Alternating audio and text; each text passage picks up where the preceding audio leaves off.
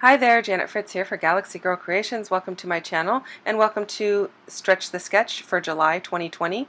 This month we are using a sketch from Page Maps and it's their May 2020 sketch. And I am stretching, or actually shrinking it to a 6x12. So here's a double page layout and I'm going to make an insert in the middle of those two pages. And so I'm doing two 6x12s back to back. Hi there. I have lost some of the video for my Stretch the Sketch, and it's just the beginning piece, but I wanted to go ahead and kind of talk you through what I have already done. So this is not my Stretch the Sketch piece. This is the 12x24, so it's a double page that I am making a 6x12 insert for. So I wanted to go ahead and show you that so you can see how it relates.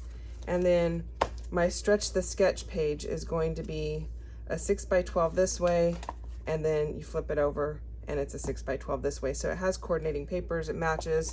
And actually I may do it this way just so the blue is against the blue on both sides, the blue polka dot. So anyway, that is why I have this out to show you. And then I lost the video of just doing the basic background layers. So I started out with this arrow paper and I did that in a 10 by 4.5 on both pages. I did ink the edges in, I think I used black soot. Actually, no, I'm going to say I used walnut because everything else has walnut on it. So I prefer walnut stain to vintage photo. Vintage photo feels a little bit orange to me. So I just use walnut, and I don't go at it very heavy-handed, so it's not as dark as you would think walnut stain would be.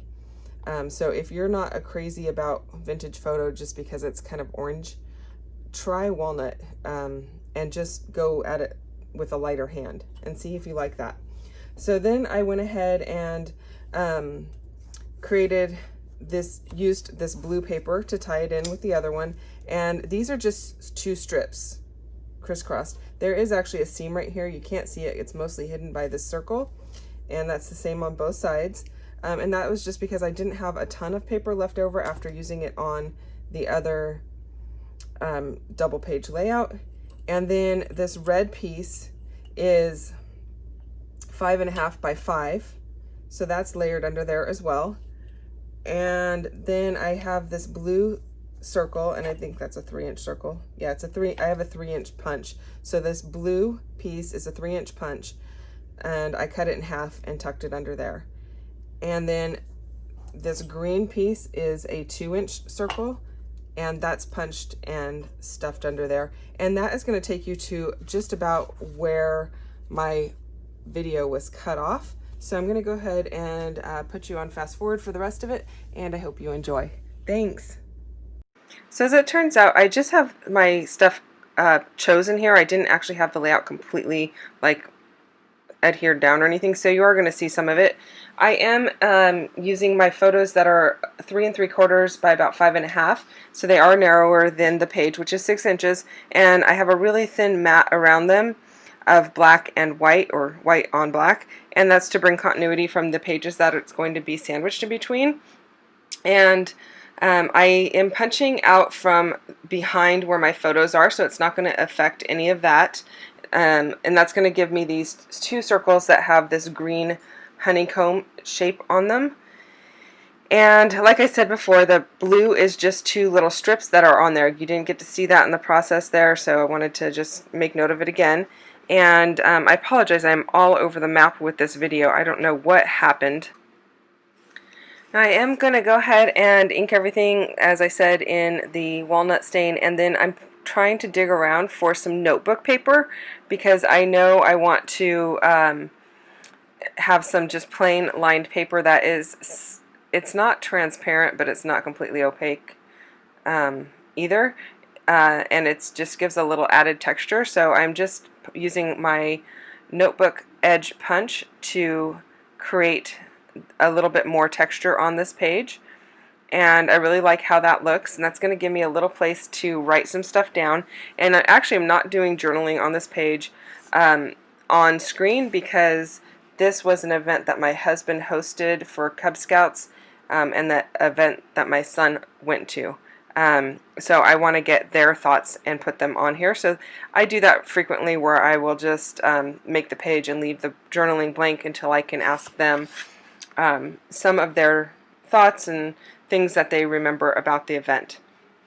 Now, I did have to replace my ATG tape. I don't know why I didn't leave that out, but here I'm just doing that super quick. And I don't tend to put a ton of tape around the back of my photos. I usually do a couple of swipes vertically, because if I want to tuck anything on the top or the bottom, then I can still do that. I'm not fighting with the adhesive. And especially on these 6x12s, I do a vertical swipe of the tape, because obviously there's not enough room on the right or left hand side to add any embellishments. So if I was doing something that was, you know, more towards the top or the bottom, I might make my adhesive go horizontally so I can tuck into the sides. But I know my embellishment clusters are going above and below, so that's why I did that vertically. I had this little piece. I think this is from Authentique, an old collection that I had some leftovers of, and that is like the fleur-de-lis, which is a Boy Scout sign. Well, it's not exclusively a Boy Scout sign, but Boy Scouts use it, so I wanted to put that on there because this is a scouting event. I have this wood grain piece below the picture that has my son in it, and it says, "Do what matters, forget the rest." And then the bottom piece with the red there said, "Adventure is worthwhile." And I'm adding some cork arrows, and I don't use cork a ton. It's not my favorite embellishment to use, but I have some of it and I wanted to start using it up, and for me it feels like a more masculine type of embellishment, so I'm using it on this page. And arrows work well because these are archery photos, and there are just tons of arrows pounded into that target on the right hand page. Now, this is Stretch the Sketch, so be sure to go and check out all of the other ladies that are playing along down below. This is a monthly hop that we do the third Sunday of the month, and we take a 12x12 sketch and either stretch it or shrink it into a different size. So be prepared to see lots of great layouts in different sizes, and hopefully you are inspired to go and try stretching a sketch or play along with the one that we are working with as well. And you know, I don't mind having different sized layouts in my albums, but you know, if you do, then maybe try an album in a different size. I don't know.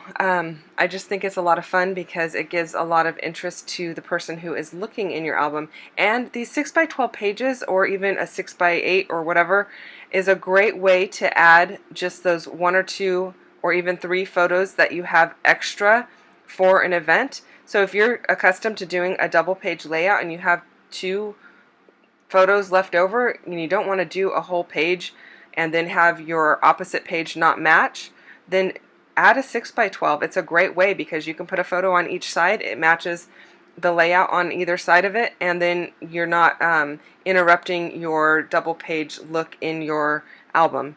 I am adding some enamel dots here, and I'm just about finished with this, so stick around for the close-ups. They are coming up in just a moment.